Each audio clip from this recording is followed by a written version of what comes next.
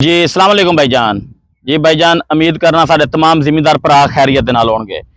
जी भाईजान जिवें कि तुहाडे सामने असीं अपनी गन्ने दी फसल दे विच खड़े हां। इह साडा गन्ने दी फसल नहरा असीं गन्ना बीजिया होया है भाईजान। जिवें कि बच्चा तुहानूं विखा सकदा है, चेक करा बच्चे, इह गन्ना साडा तकरीबन 1 महीने दा है। इह साडे गन्ने दी काश्त जिहड़ी होई सी तीसरे महीने दी 13 तरीक ते होई सी। जी भाईजान जिवें कि तुहाडे सामने चौथे महीने दी 13 तरीक है, पूरा 1 महीना हो चुका है।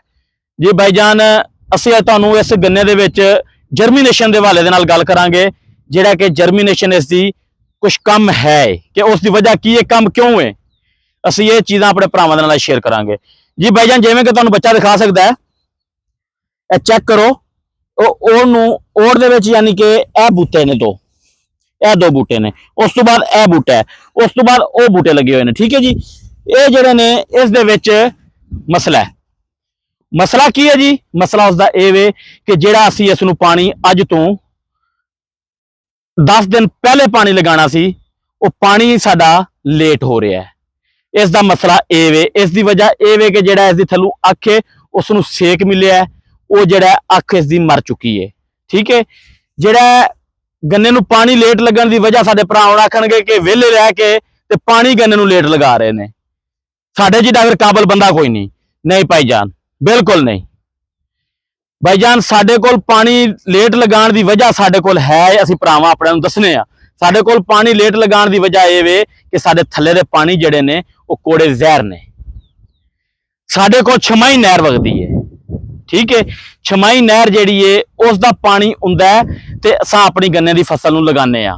अगर असीं थल्ले दा पानी अपनी गन्ने दी फसल नूं लगाने आ, साडी गन्ने दी फसल बनन दी बजाय खराब हुंदी है। उसकी वजह यह वे कि एक चीज़ जिस टाइम जहर बंदे नूं दिता जाए तो बंदे नूं पता होंदा है कि मैं जहर पी लिया तो मैं हुण छां ते लम्मा पैना, मैं धुप ते लम्मिया नहीं पैना। उही साडियां अखां दे सामने असीं अगर अपनी फसल नूं जहर देंगे, यानी कि कोड़ा पानी जिहड़ा जहरीला पानी असीं साडी जमीन नूं असीं जहर देंगे जिस टाइम, तो साडी जमीन ने खराब होना, सानूं पता होना इस चीज़ का। लिहाजा असीं ये कहने आ कि असीं अपनी गौरमेंट नूं अपील करने आ कि जिहड़ा तुसीं अपने सलाना नहरां नूं साडियां नूं पानी दिता होए ने, वो तुसीं छमाही नहरां दे विच भी पानी दो, जिहड़ा कि असीं अपनी फसलां नूं पानी लगाईए, जिहड़ा इन्हां अपनी फसलां नूं खुराक लगा के अपनी जमीन नूं अगों अपनी फसल नूं बना सकीए। जिहड़ा कि साडे विच अगे इन्नी ताकत नहीं रह गई कि जिहड़ा असीं टरपैना भी एक चला लवीए। अगर टरपैना चलाने तां भी मरने आ, नहीं चलांदे तां भी मरने आ। चलाने आ तो सानूं डीजल दी जिहड़ा डीजल साडा इन्ना 520 रुपए लीटर डीजल है, साडी उहने पकड़ के बिल्कुल तबीयत बना देनी है।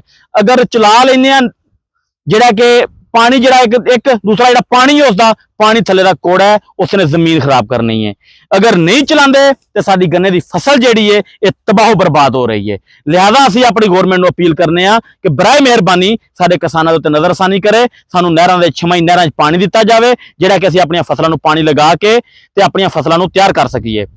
अगर तुहानूं साडी वीडियो अच्छी लगी होवे, साडे चैनल नूं सबसक्राइब करिया जे, जिहड़ा कि बैल आइकॉन दे बटन नूं दबाया जे, साडी हर आउण वाली वीडियो साडे भरावां तक पहुंचे। जी अस्सलाम वालेकुम।